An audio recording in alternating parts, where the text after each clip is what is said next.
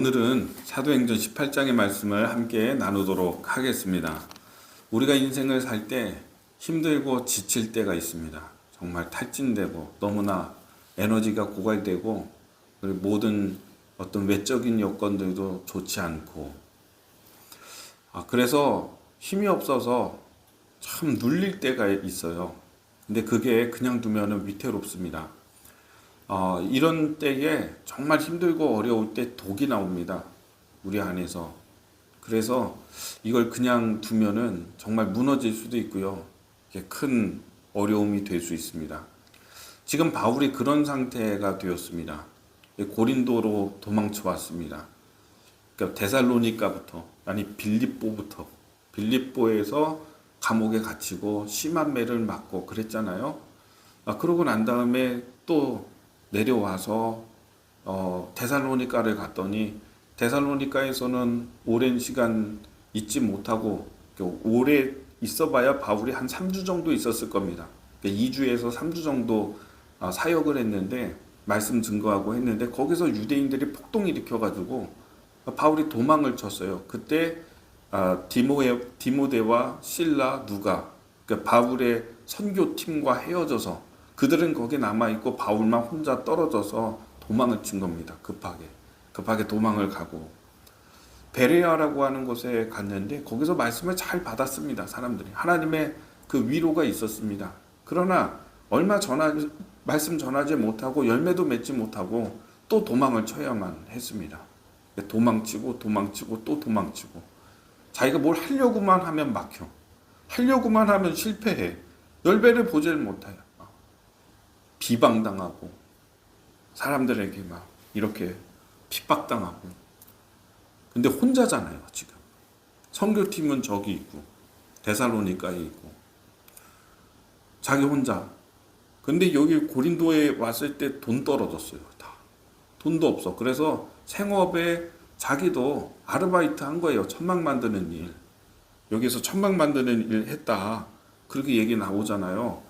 돈도 없고 육체적인 피로도 너무 심하고 심리적인 피로, 정신적인 피로, 사람들에게 반대당하고 폭동 막 일으켜가지고 도망가야만 하고 쫓겨가고 이런 기억들과 이런 사건들 이게 계속 누적되죠.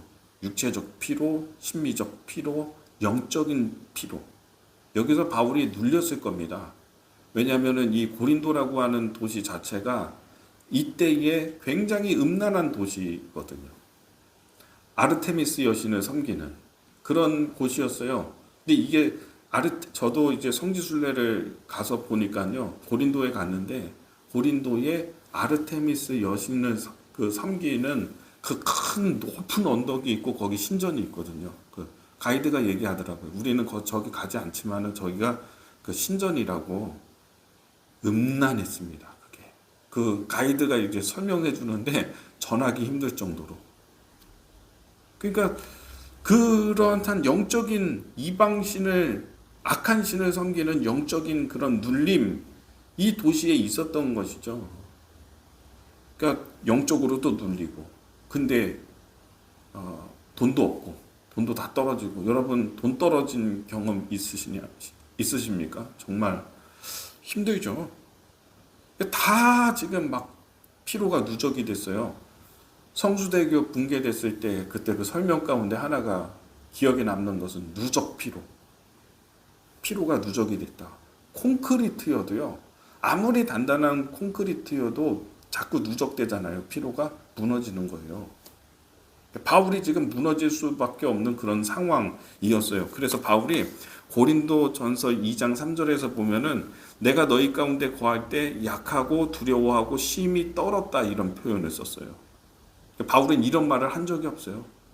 이렇게 내가 고린도 교회에 편지 보낼 때에 그때 너희들 가운데 고린도에 있을 때 내가 약하고 힘들고 그래서 심히 떨었다, 무서워서 두려워했다 이런 표현을 쓰거든요. 정말 이게 거의 마지노선 같은 그런 바울의 상태였다는 것입니다. 혼자 됐잖아요. 그게 혼자 그걸 다 당한 거잖아요. 그러니까 여러분도 여러분의 인생 가운데에서 지금 언급한 것들이 있지 않았을까요? 어떤 게 제일 셀까요? 첫 번째, 돈 없다는 거. 육체적으로 필요하다는 거. 두 번째, 정신적으로 스트레스가 많다는 거. 세 번째, 영적으로 눌린다는 거. 네 번째, 다섯 번째, 혼자 됐다는 거. 1번, 2번, 3번, 4번, 5번 가운데 어떤 게 제일 여러분 사람마다 다 다를 텐데 어떨 것 같습니까? 제가 볼 때는 5번입니다. 이거. 혼자 됐다는 거. 이런 상황을 혼자 여러분 이런 상황이 와서 피로가 누적되는 이렇게 되잖아요. 그러면 혼자 돼요. 혼자 남는다고 그러면. 그러니까 이게 지금 하나님께서 보실 때에도 바울을 이대로 두면은 안 되는 거예요. 그래서 하나님의 위로가 여기에 있습니다. 다시 하나님께서 바울을 세우시는 하나님의 선물이 있습니다. 근데 그것이 뭐냐면은 하나님의 선물이 있는데 그것이 바로 2절에 나옵니다. 자, 읽어보겠습니다. 아굴라라 하는 본도에서 난 유대인 한 사람을 만나니 글라우디오가 모든 유대인을 명하여 로마에서 떠나라 한 고로 그가 그 아내 브리스길라와 함께 이달리아로부터 새로 온지라 바울이 그들에게 가매 생업이 같으므로 함께 살며 일을 하니 그 생업은 천막을 만드는 것이더라. 바울 다 돈 떨어지고 혼자 되고 그러니까 아르바이트 한 거예요. 지금 돈 다 떨어져서 선교비 있었겠죠. 선교비가 있는데 데살로니가 선교팀에게 있는 거니까 바울에게 한 500만 원, 1000만 원이면 500만 원 주면서 이거로 버티십시오 해고 줬는데 지금까지 계속 사역하면서 내려오고 도망오다가 다 쓴 거죠. 돈 없으면 어떻게 합니까? 아르바이트 했다는 거예요, 바울이. 그러다가 브리스길라와 아굴라를 만났어요. 이게 하나님의 선물이에요. 사람이 왔다는 거예요, 사람을. 하나님이 평생에 자기를 지원하고 자기와 함께 할 그 연결을 주셨다는 거예요, 연결. 브리스길라, 아굴라. 근데 항상 우리가 얘기할 때 브리스길라 먼저 얘기하잖아요. 브리스길라가 아내예요. 그리고 아굴라가 남편이에요. 유대인은 아굴라예요. 본도에서 여기서 보면은 2장에 아굴라라 하는 본도에서 난 유대인 한 사람이라고 돼 있잖아요. 이 아굴라가 본도가 어디냐면은 아나톨리아 반도, 그러니까 터키 반도 남쪽과 북쪽으로 나누는데 북쪽을 비두니아라고도 하고 본도라고도 해요. 그래서 비두니아 본도 이렇게 얘기를 해요. 그러니까 본도 출신이었다는 거죠. 거리적으로 굉장히 많아요. 이 부부가 어떻게 만났는지. 근데 브리스길라는 이탈리아, 그러니까 로마의 사람이거든요. 여자, 중산층. 그리고 시민권을 가진 자. 그래서 이 사람이 이탈리아의 본토에 시민권을 갖고 있는 이 사람과 저기 시골 출신의 비두니아에 있는 유대인, 이 사람이 만났다는 게 무슨 로맨스인지 모르겠는데 만나기 힘든 거거든요. 이거 계층을 극복해야 되고 또 거리도 그리고 문화적인 차이나 이게 만날 수 없는 사람이 만나서 결혼을 했어요. 근데 마침 또 그때 이탈리아에서 살았는데 클라우디우스 황제가 유대인 추방령을 내리거든요. 다 떠나라고, 유대인들은. 핍박하면서 다 유대인 나가 다 이렇게 해서 그 로마에서 자기 터를 닫고 살고 있었는데 쫓겨난 거예요. 나가라고 하니까 유대인이니까 아굴라가 남편이. 그래서 고린도로 왔어요, 지금. 그래서 자기의 생업이 천막 만드는 일을 하다가 바울을 만났어요. 참 놀랍지 않습니까, 이게? 그런데 이게 바울의 입장에서 볼 때는요, 이런 거죠. 바울의 입장에서 볼 때는 이 아굴라와 브리스길라 만나기 힘든 사람이 만난 거, 그거는 바울을 만나기 위해서. 지금 여기에서 이 사람들이 와서 바울의 사역을 돕고 전도를 돕고 이 하나님의 역사와 하나님의 선물이라고 바울은 이해할 수 있는 거죠. 바울의 입장에서 볼 때 이게 그렇죠. 그리고 또 이 사람이 만난 거는 하나님의 인도하심과 역사와 여기까지 클라우디우스 황제가 추방령을 내서 거기서 떠나서 여기에 오게 된 거는 바울이 볼 때에는, 성교적인 관점으로 볼 때에는 이거 아전이수라고 말할 수도 있어요. 근데 바울이 볼 때는 그렇게 안 보이는 거예요. 이거는 하나님이 저를 클라우디우스 황제의 추방령조차도 하나님의 인도하심, 이끄십니다. 사역을 위해서. 하나님의 선물인 것이죠. 이렇게 볼 필요도 있어요. 여러분. 여러분의 인생에서 하나님이 일하고 계시다면, 하나님이 역사하시고 섭리하시고 섬세하게 다루시는 하나님이요. 그래서 여러분을 위해서 지금 어떤 사람은 사랑에 빠지고 있어요. 그들이 사랑에 빠진 것은 당신을 위해서, 혹은 어떤 사람의 크게 사업에서 성공을 하거나 어떤 일에서 성과를 내거나 한 것은 어쩌면 당신을 위해서 준비한 하나님의 선물. 그게 연결되는 거죠. 연결되고 하나님이 연결시키시는 것이고 하나님이 섭리하시는 것이고 인도하시는 것이에요. 이렇게 봐야 되는 거예요. 그렇게 볼 필요가 있어요. 저 이런 경험 굉장히 많이 하거든요. 제가 이제 안산에서 목회할 때에도 한 분이 망해서 이제 왔어요. 한 분이 망해서 왔는데 그분을 일으키시는 과정을 보면은 이분을 왜 하나님이 여기에 보냈는지, 이 교회로 오게 하셨는지, 그분을 살리기 위해서 회사 다 망하고 넘어가는 순간에 와서 막 예배 시간에 눈물 막 흘리면서 찬송 부르고 그러면서 하나님과의 관계가 확 열리면서 하나님이 살리셨거든요. 도와주시고, 그래서 모든 문제도 다 해결이 되고 지금 아주 좋은 그런 상태가 되셨는데, 회복. 하나님이 이렇게 인도하세요.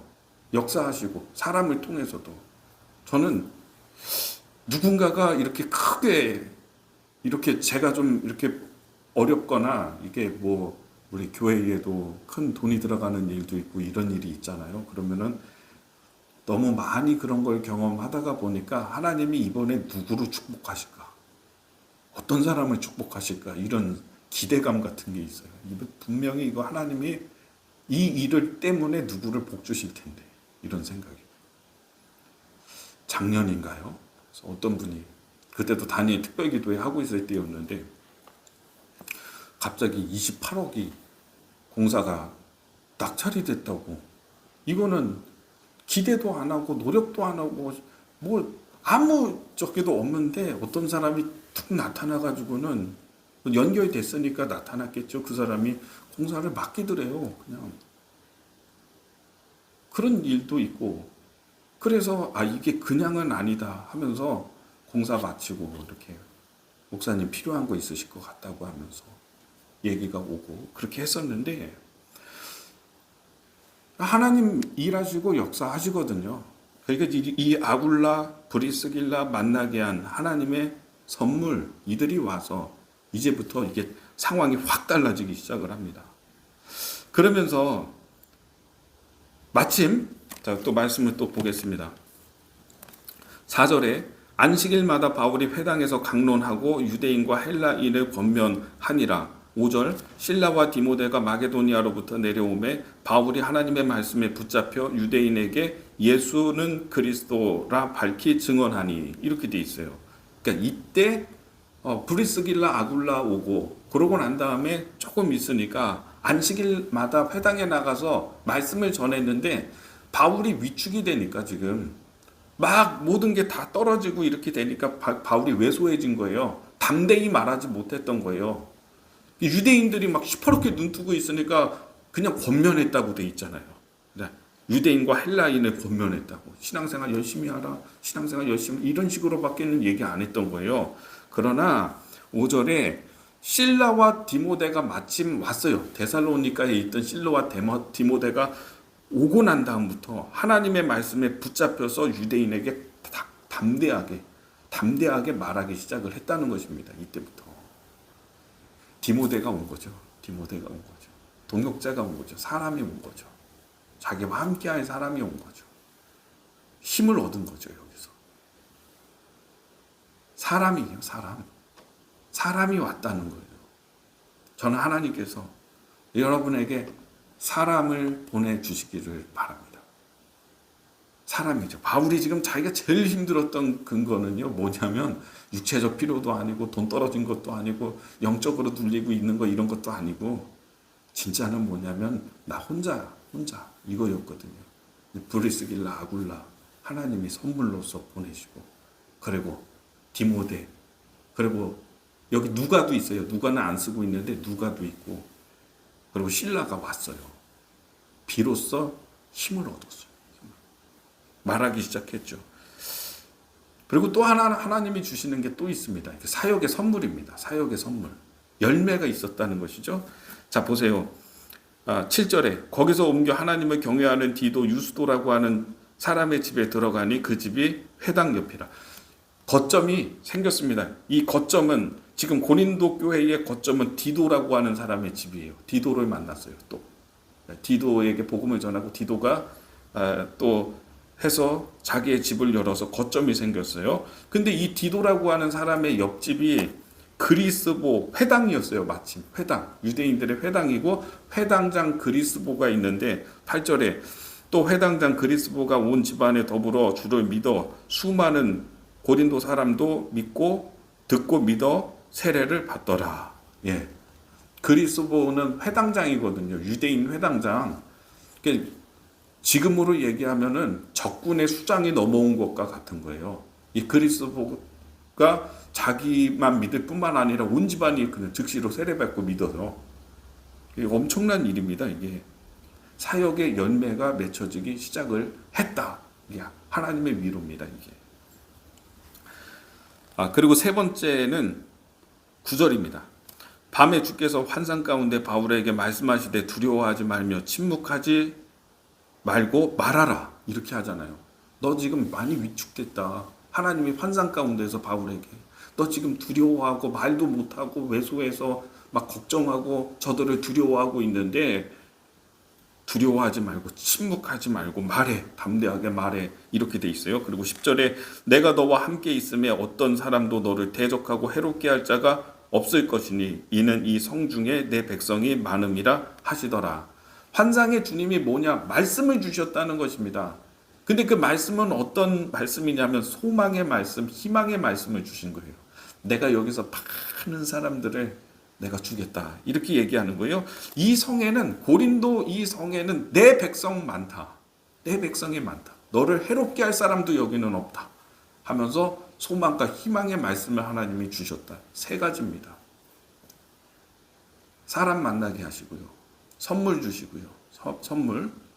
두 번째는 사역의 열매 주시고요. 네 번째는 소망을 주시는 거예요. 이렇게 하나님이 일으켜 세우시는 거예요. 이 과정을 좀 다시 쭉 한번 읽어보면서 여러분, 하나님의 이 바울에게 주신 선물과 역사가 오늘 여러분에게도 함께하는 복된 날이 되기를 주님의 이름으로 축복합니다.